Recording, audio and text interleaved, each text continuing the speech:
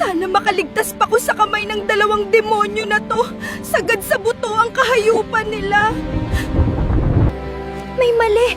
Kailangan ko puntahan si Ate Peach. Kutob ko may nangyari na sa kanya na masama, hindi na siya nakabalik eh.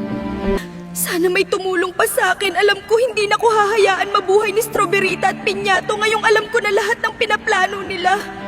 Sigurado ako na nasa bahay namin si Ate Peach. Malamang kinuha na siya ni Tita Strawberryta at Tito Pinyato. Masasama pa naman ang mga yun. Sinasabi ko na nga ba, wala na dito ang bata? San kaya yun napunta? Si Peach ba ang tumulong sa kanya? Kailangan tumalaman ni Strawberry ah!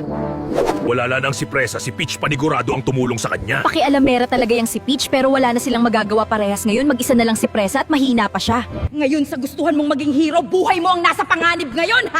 Walang hiya ka, pakawalan mo ko dito, lumaban ka ng patas, pati bata papatulan mo!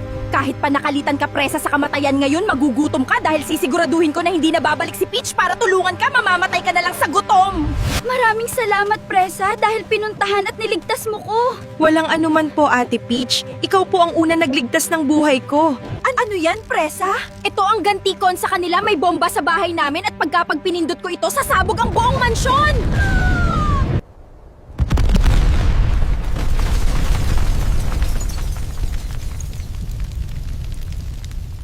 Anong nangyayari ang mansyon ko?